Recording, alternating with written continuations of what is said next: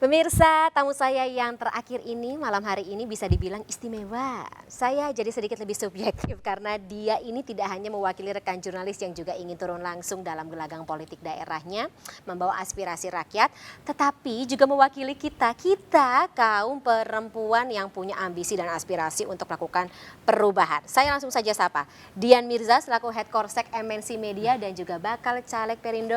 Kakak Dian, selamat malam. Halo, Fani, sehat? Sehat. Saya semakin sehat melihat wajah Kakak Dian yang cantik. Kamu kali yang seger terus nih. Kita seger bersama kan ya. Kalau misalnya perempuan ketemu sama perempuan sama-sama semangat, jadi sama-sama segar, awet muda. Woman supporting woman ya. Woman support woman begitu. Kak Dian, aku jadi penasaran sih. Kak Dian waktu pas mengiyakan itu kapan sih ketika diajak sama siapa namanya Partai Perindo begitu terkait dengan Kak Dian maju sebagai calon legislatif? Pertanyaan yang menarik ya, dan nggak cuma Fani kayaknya yang nanya nih soal ini gitu. Panjang ya. Iya. Why politics? Why politics? I answer why not.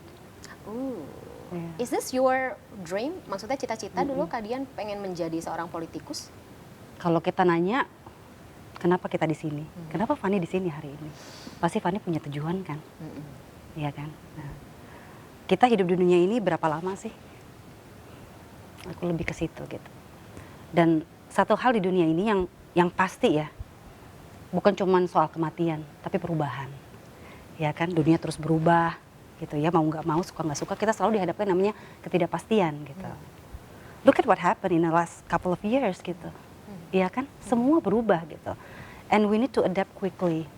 Adaptasi. Betul sekali, dan dari situ saya merasa hidup aku mesti lebih impactful, lebih meaningful, and I want to create legacy. That we will pass on to our next generation, so we need to do it right, ya kan. Dan aku tuh selalu setiap tahun Fani selalu buat yang namanya smart goal, gitu. Wah, resolusi begitu Kak? Setiap tahun aku selalu buat gitu. Memang terkadang dalam perjalanan dalam setahun mungkin berubah ya gitu, tapi yang namanya goal itu aku harus buat setiap tahun gitu. Di akhir tahun aku selalu buat gitu. Kalau orang bilangnya resolusi kali ya gitu.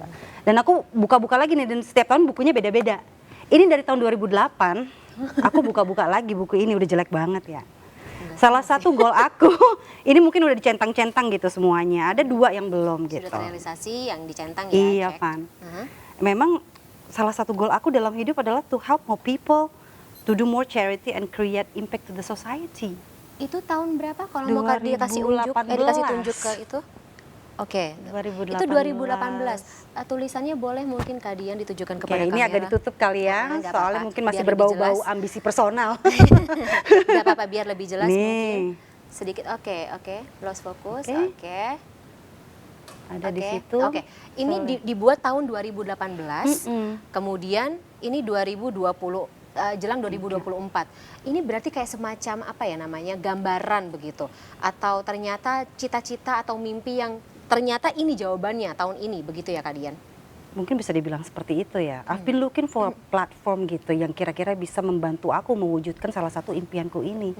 Aku belum tahu bagaimana caranya membantu banyak orang gitu kan.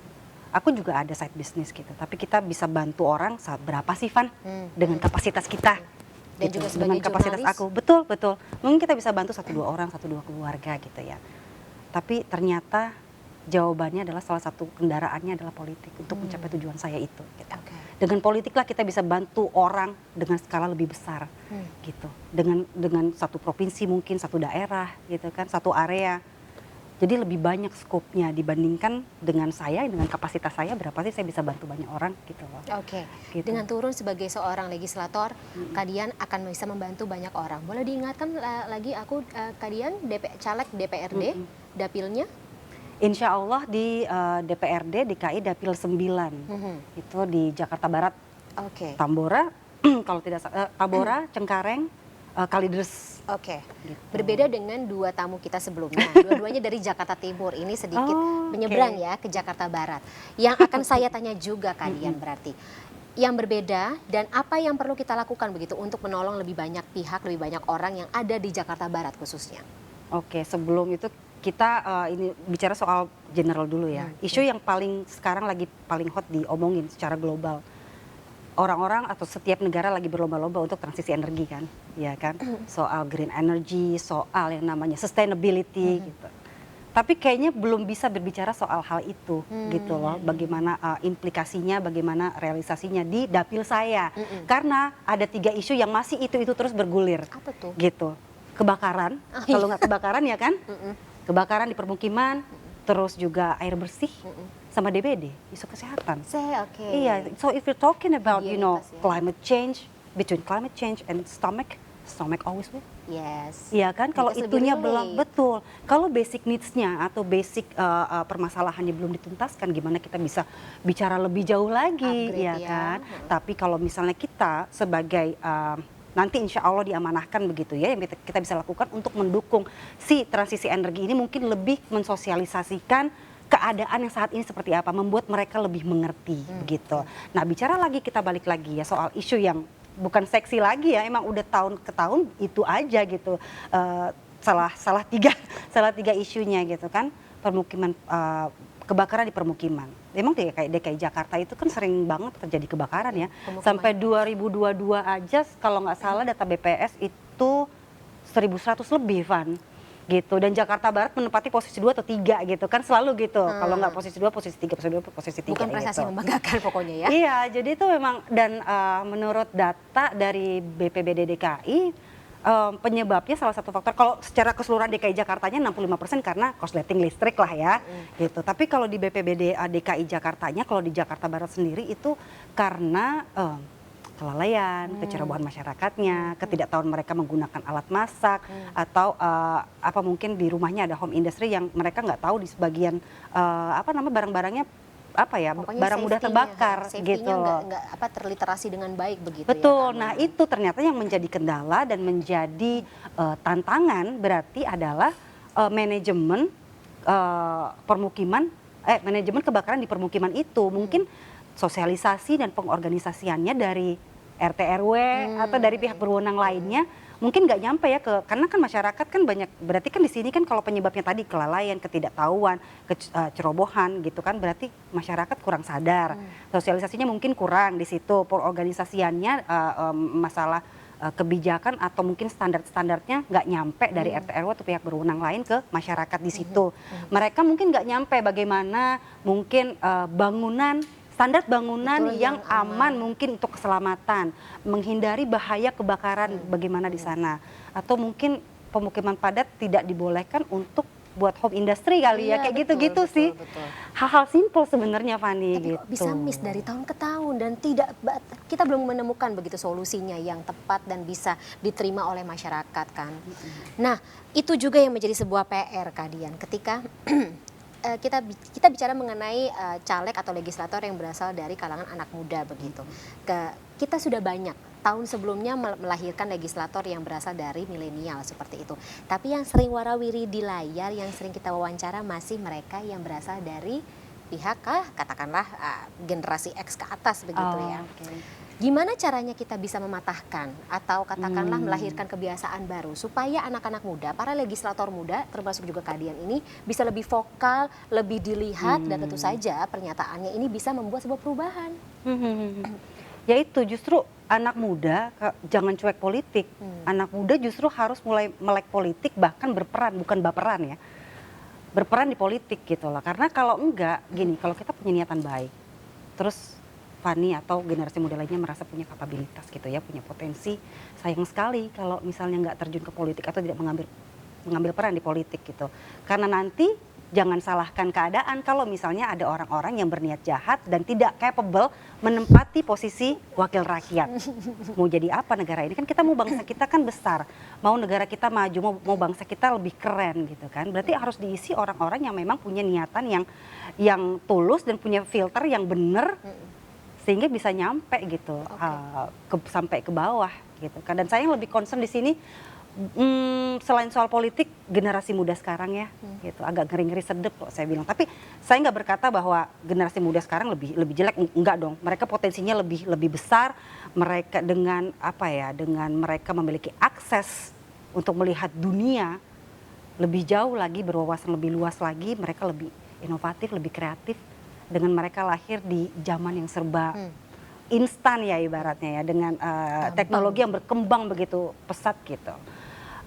Yang agak membuat saya ngeri-ngeri sedep ini adalah bagaimana kalau dengan banyaknya informasi gitu yang mereka terima, mereka belum bisa memfilter mana yang harus diperjuangkan, mana yang harus direlakan, mana yang harus dilakukan dengan benar, mana yang tidak gitu. Itu sih yang saya jadi concern buat saya gitu. Dan satu lagi, ya memang setiap masa, setiap generasi ada challenge-nya ya gitu. Dan mereka ini lebih kompleks generasi muda yang sekarang gitu. Satu hal yang ingin saya tekankan adalah mereka mungkin resiliensinya berbeda dengan zaman-zaman sebelumnya. Karena Gitu. Tapi zamannya kalau juga dibilang lebih berbeda. pintar, lebih kreatif, lebih inovatif, jelas. Tentu. Pasti. Tapi saya mau anak muda sekarang lebih punya resilience untuk mencapai apa yang mereka inginkan, apa yang mereka cita-citakan. Resiliensi pemirsa, Iya, terutama betul. teman-teman pemuda. Jadi generasi strawberry menjadi generasi yang lebih tangguh dan memiliki daya juang. Generasi salak, lebih tangguh daripada strawberry, analoginya gitu.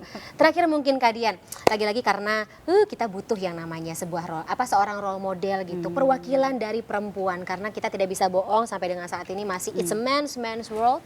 Kebijakan yang ada saat ini, kemudian juga bagaimana implementasinya di hadapan publik ini masih sedikit condong lebih berpihak kepada kaum pria. Gimana cara Kak Dian untuk mengajak kaum perempuan untuk lebih vokal, lebih berani membuat sebuah perubahan dan tentunya menghasilkan sesuatu yang konkret berbeda? Khususnya generasi muda yang perempuan kali ya. Yes. Saya melihat justru ke Partai Perindo ini adalah partai baru yang nggak punya beban di masa lalu, gitu. Sehingga saya melihatnya partai dengan kebaruannya ini dia menjanjikan harapan-harapan yang lebih realistis, khususnya untuk generasi muda, khususnya ya, Bukan untuk cuma mimpi. iya, untuk generasi muda dan juga keluarga-keluarga muda. Nah di sini ibu-ibu muda mungkin ya. Nah di situ kita lihat juga ini Perindo ini menjadi jembatan generasi lama ke generasi baru.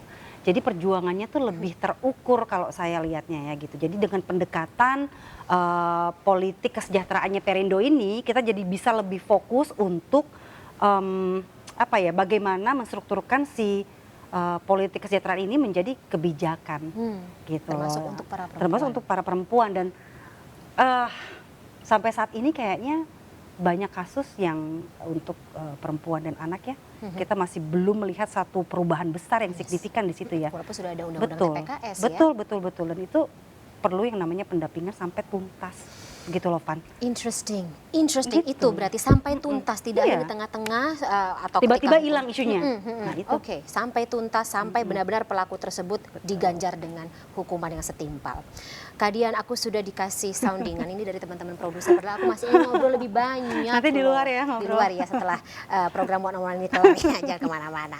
Nah, pemirsa, tadi adalah obrolan dengan tamu saya yang terakhir, Kak Dian Mirza. Tentu saja kita bicara mengenai bagaimana tadi kalau dari 3 narasumber malam hari ini mengatakan bahwa ada satu hal yang pasti adalah perubahan, terutama terkait dengan anak muda yang tadinya bisa dibilang tidak terlalu tune in atau cuek begitu terhadap politik, tapi sampai dengan saat ini kita mau nggak mau harus lebih banyak cari tahu, lebih banyak pintar cari informasi yang benar dan tentu saja tidak takut untuk membuat sebuah perubahan.